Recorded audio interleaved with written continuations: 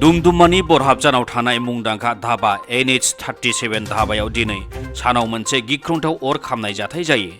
धाबानि संग्रा न'आव अर जोंब्लावनायानो धाबायाव साग्लोबो।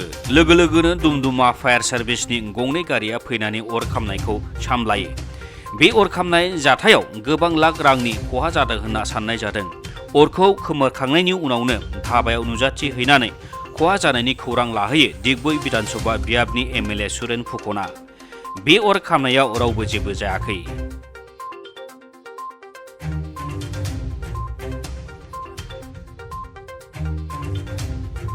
এতিয়া আমি প্ৰথম দেখিছোঁ চিমনিৰ পৰা জুই লাগিছে। চিমনিত এতিয়া কেনেকৈ জুই লাগিলে সেইটো ঠিক ধৰিব পৰা নাই, ক'ৰ পৰা কেনেকৈ লাগিলে।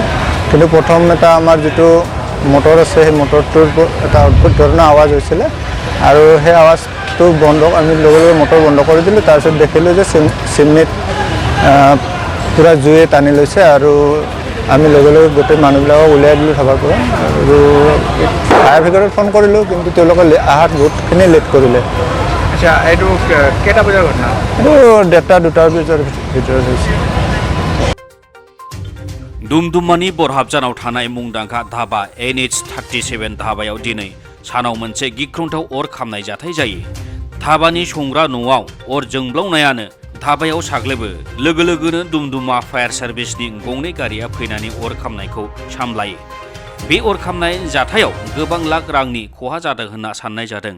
अरखौ खोमोरखांनायनि उनावनो धाबायाव नुजाथिहैनानै खहा जानायनि खौरां लाहोयो दिगबै विधानसभा बियाबनि MLA सुरेन फुकना। बे अर खामनायाव रावबो जेबो जायाखै। तिनसुकियानिफ्राय प्रमद सिंह, इनसाइड एनि बर'।